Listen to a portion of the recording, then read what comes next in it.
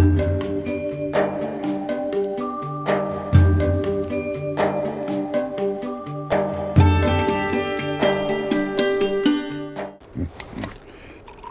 चाय? हमारे पास बादाम है, किशमिश है, काजू है, अखरोट है। तुम्हारे पास क्या है? मेरे पास सेलो है, गर्मा गर्म चाय। सेलो वैक्यू स्टील की थर्मोसील टेक्नोलॉजी रखे गर्म को गर्म और ठंडे को ठंडा 24 घंटे। ये ठंडा भी रखता है? ठंडा लस्सी पिएगा? सेलो वैक्यू स्टील फ्लास्क रखे गर्म या ठंडा 24 घंटे। नमो अरिहंताणम नमो सीताणम नमो आयरियाणम नमो वज्रायाणम नमो लोय सब्बसाहुणम येषु पंचेनोकारो सप्पपापनाशनो मंगलानंच सव्वेसिं पद्मं हवै मंगलम मंगलम भगवान वीरो मंगलम गौतम प्रभु मंगलम शूलिभद्राद्या जैनो धर्मोस्तु मंगलम अंगूठे अमृतवसे लौकिकनाभण्डार श्री गुरु गौतम समरी वांछित फलदाता ज्ञानदान क्रियाशील तपस्यागे सुग्र रखा भक्ति सूर्य आचार्य प्रेम सूर्य आचार्य जयंतु जैन शासने अज्ञानदम निरंदानम ज्ञानांजन शलाकया नेत्रमुन्मीलितं येन तस्मै श्री गुरुवे नमः तस्मै श्री गुरुवे नमः तस्मै श्री गुरुवे नमः। सबका सब कुछ शक्ति होने के बावजूद प्रसन्नता से सहन करते चले। जिसने जो भी कष्ट दिया, चाहे गौशाले ने कष्ट दिया, चाहे सुलपानी ने कष्ट दिया, चाहे कोई देव ने कष्ट दिया, चाहे कोई प्राणी ने कष्ट दिया, चाहे कोई जीव ने कष्ट दिया, चाहे चंड कौशिकता, चाहे कोई पिता, सबका सहन करते चले। जो भी देव ने कष्ट दिया सहन करते चले। और इसीलिए प्रभु की साधना का को यदि हम देखना चाहे, एक ही लाइन है, सबका सब कुछ सहन करते चले, शक्ति होने के बावजूद भी और प्रसन्नता के साथ भी। एक चीज समझ लेना, संसार कहता है जो जीता वही सिकंदर, संसार कहता है जो जीता वही सिकंदर, लेकिन हमारा धर्म कहता है जो सहन करे वही महावीर। बिना सहन करे धर्मों के क्षेत्र में आगे नहीं बढ़ा जा सकता।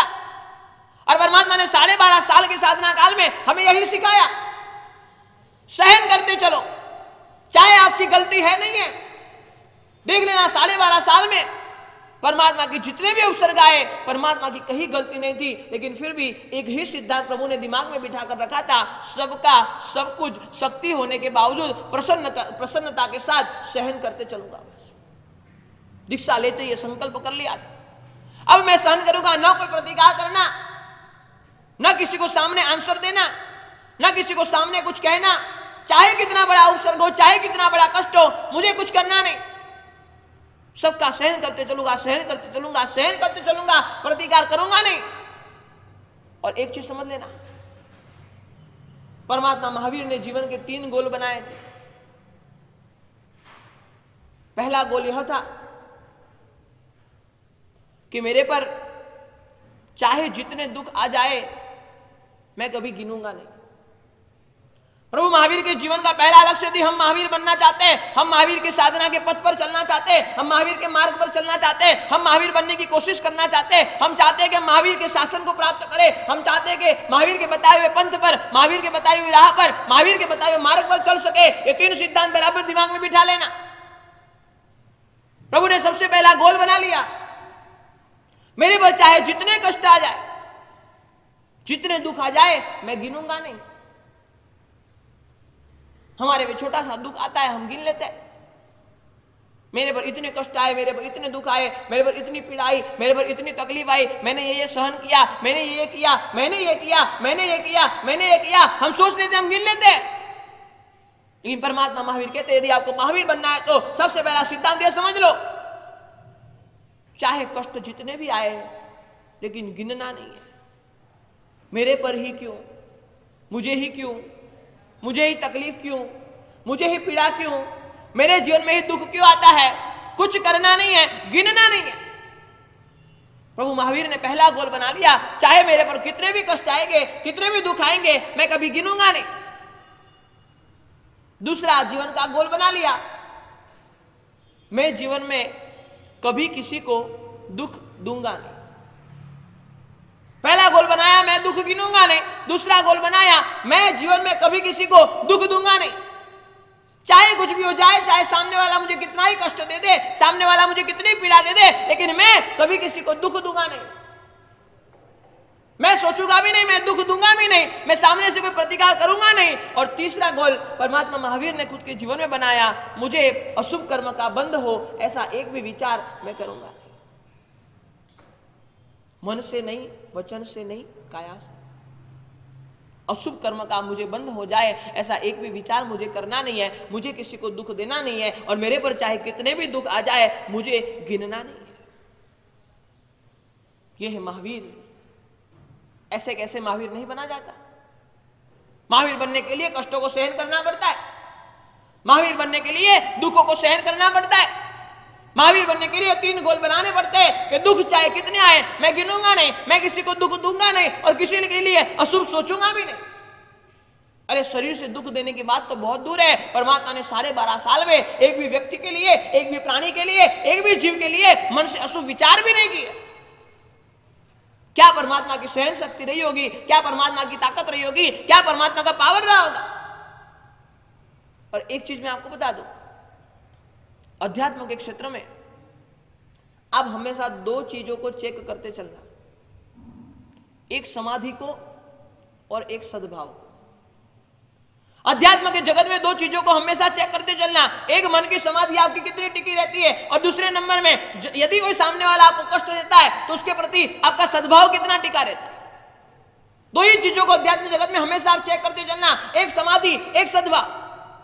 समाधि मेरी कितनी टिकती है, मेरे जीवन में दुख आते, मेरे जीवन में कष्ट आते, तब मेरी कितनी समाधि टिकती है, ये सबसे बड़ी चीज है। अध्यात्म जगत में आगे बढ़ने के लिए आपको ये 2 चीज चेक करते चलनी पड़ेगी। समाधि मेरी कितनी टिकती है, मन कितना शांत रहता है। अनुकूल परिस्थिति में तो मन शांत रहता ही है, प्रतिकूल परिस्थितियों में मेरा मन कितना शांत रहता है, ये पहली चीज। और दूसरी चीजों को चेक करते चलो, सामने वाले के प्रति सद्भाव कितना टिकता है। किसी ने मुझे गाली दे दी, मेरा सद्भाव कितना? किसी ने मुझे अनाप शनाप बोल दिया, मेरा सद्भाव कितना? किसी ने मुझे अपशब्द कह दिया, मेरा सद्भाव कितना? किसी ने मेरे बारे में निंदा कर ली, मेरा सद्भाव कितना? किसी ने मेरे लिए तीसरे किसी व्यक्ति को कुछ कह दिया, मेरा सद्भाव कितना? ये चेक करते चलना। अध्यात्म जगत में आपका प्रोग्रेस हो रहा है कि नहीं हो रहा है, उसके लिए 2 ही चीजों को चेक करते चलना, मन की समाधि कितनी बनी, सामने वाले के प्रति सद्भाव कितना बना, और कुछ नहीं देखना। यदि आपको लगता है कि नहीं इसमें प्रोग्रेस हो रहा है, मन की समाधि में प्रोग्रेस हो रहा है, सामने वाले के प्रति सद्भाव टिका रहता है, चाहे उसने मेरे लिए खराब बोल दिया, चाहे उसने मेरे लिए बुरा बोल दिया, चाहे उसने मेरे लिए बुरा कर दिया, फिर भी मेरा सद्भाव टिका रहेगा, समझ लो अध्यात्म के क्षेत्र में आप आगे बढ़ रहे हो। और एक चीज और समझ लेना, दुनिया में शक्ति मिलती है पुण्य से, चाहे संपत्ति की, चाहे धन की, चाहे सत्ता की, चाहे संबंधों की, चाहे शरीर की, कोई भी शक्ति मिलती है तो शक्ति पुण्य से मिलती है। और सहन शक्ति खड़ी होती है प्रेम से। सहन शक्ति तभी होगी जब आपके दिल में, आपके दिमाग में प्रेम हो, सब विश्व के सभी जीवों के प्रति जब प्रेम की भावना होगी तभी आप सहन करोगे, वरना करोगे नहीं। कभी कभार ऐसा होता है, बाजार में कोई एक व्यक्ति आपको कुछ सुना दे, आप उसको 4 सुना देते हो, लेकिन आपका बेटा आपको बोलता है, आप कुछ नहीं बोलते। क्यों? क्योंकि वहां पर प्रेम है। परिवार के साथ आपका नाता है, परिवार के साथ आपका रिश्ता है, परिवार के साथ आपका प्रेम है, आप वहां पे सहन कर लोगे। वहीं पर आदमी सहन करता है जहां पर उसका प्रेम बना हुआ होता है। और परमात्मा महावीर ऐसे परमात्मा थे जिनके 84 लाख जीवा योनि पर प्रेम था, उसके लिए उन्होंने उनकी सहन शक्ति को विस्तरित कर दिया, सहन शक्ति को बढ़ा दिया। शक्ति पुण्य से मिलती है, सहन शक्ति बिना प्रेम के खड़ी होती नहीं है। जब तक सामने वाले के प्रति प्रेम की भावना आपके दिल में होगी नहीं, तब तक सहन आप नहीं ही कर पाओ। आप गुरु का सहन कर लेते हो, क्यों? क्योंकि आपके प्रेम। अब आपके वडीलों का सहन कर लेते हो, क्यों? क्योंकि आपको प्रेम है। अब आपके माता पिता का सहन कर लेते हो, क्यों? क्योंकि आपको प्रेम है। अब आपके पुत्र और पत्नी का सहन कर लेते हो, क्यों? क्योंकि आपको प्रेम है। अब आपके मित्र का सहन कर लेते हो, क्यों? क्योंकि आपको प्रेम है। जहां प्रेम नहीं होता वहां सहन करने की बात ही नहीं होती। और इसलिए मैं आपको बताना चाहता हूं, शक्ति के लिए पुण्य चाहिए और सहन शक्ति के लिए प्रेम चाहिए। आपको पता है हमारा यह जिन शासन महाराजा कुमारपाल जो 18 देश के धनी थे, 18 देश के मालिक थे, और ऐसे महाराजा कुमारपाल के भी पांव पर जब मकोड़ा आ जाता है और वह मकोड़े को वो मारने का सोचते नहीं है, ऊपर से खुद की चमड़ी को काट कर निकाल देते हैं कि मकोड़े को कुछ होना नहीं चाहिए, उसकी जीव हिंसा होनी नहीं चाहिए, उसको कष्ट होना नहीं चाहिए। ये क्या है? यह समस्त जीव राशि के प्रति प्रेम की भावना है और कुछ नहीं है। युद्ध में अच्छे अच्छे को हरा देने वाले, चाहे उसको नीचे बिठा देने वाले, ऐसे कुमारपाल महाराजा एक मकोड़े के सामने नतमस्तक हो जाते हैं। क्यों? क्योंकि सहन शक्ति क्यों है? क्योंकि विश्व के सभी जीवों के प्रति एक प्रेम की, एक प्यार की भावना लेकर वह बैठे हुए थे। और इसलिए मैं आपको बताना चाहता हूं, शक्ति पुण्य से प्राप्त होगी, सहन शक्ति के लिए प्रेम चाहिएगा ही, बिना उसके सहन शक्ति आएगी नहीं।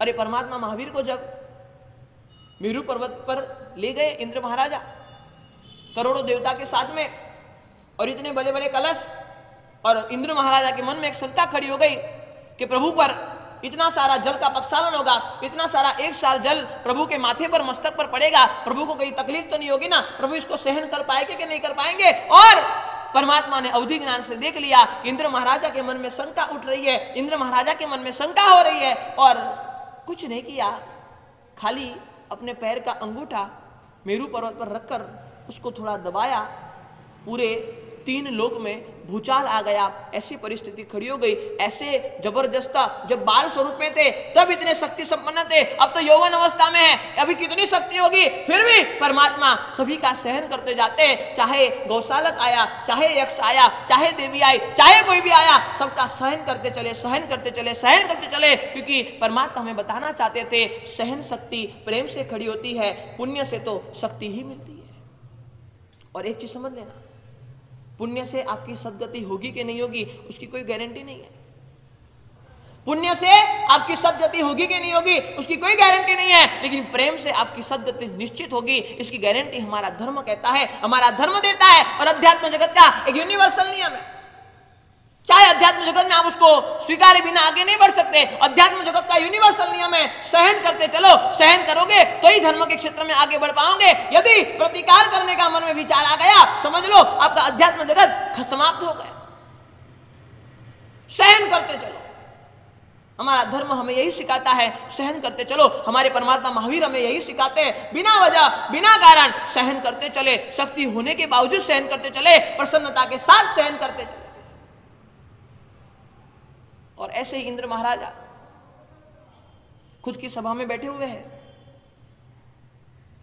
और प्रभु के अतुल्य बल की प्रशंसा करते हैं कि क्या प्रभु जी की धीरज है, क्या प्रभु का एक अतुल्य बल है,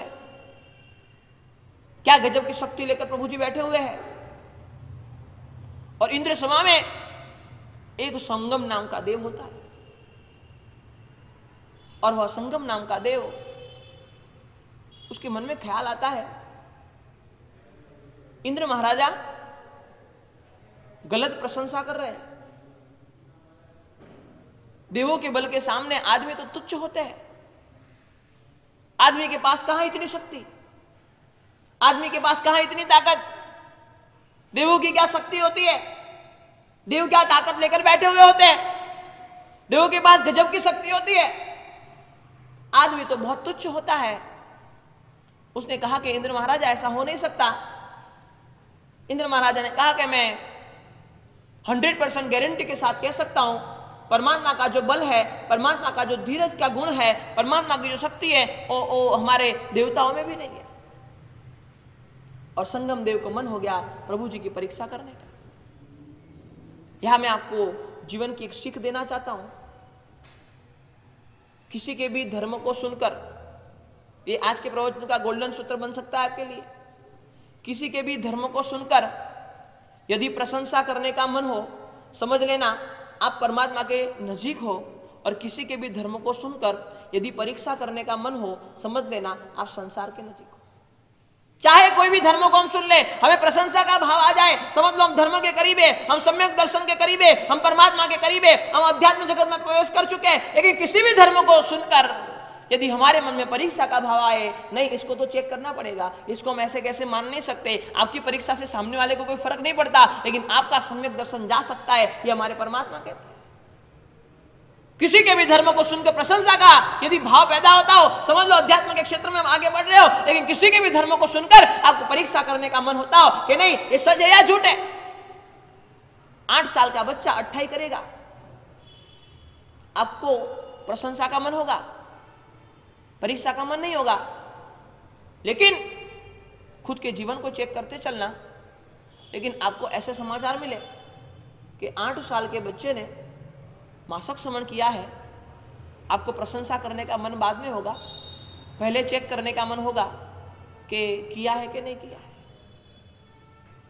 कल्पनातीत धर्म जो आपको लगे कि इम्पॉसिबल है, हम खुद का जीवन का चेकिंग कैसे करेंगे? जो धर्म आपको लगे कि इम्पॉसिबल है, हो ही नहीं सकता, ऐसे धर्म को देखकर, ऐसे धर्म को सुनकर यदि आपको प्रशंसा का भाव होता हो तो समझ लो अध्यात्म जगत में आप आगे बढ़ रहे हो। लेकिन ऐसे धर्म को सुनकर, ऐसे धर्म को देखकर आपको यदि परीक्षा का भाव होता हो तो समझ लेना अभी हम संसार में ही अटके हुए हैं। कल्पनातीत, हमारी जो कल्पना से बाहर का धर्म है, उसको सुनकर भी यदि हमें प्रशंसा का भाव नहीं होता है ना, अरे सामने वाले को तो कुछ फर्क नहीं पड़ता है, उसने तो मासक समन कर लिया, आप मानो कि न मानो उसका क्या जाता है।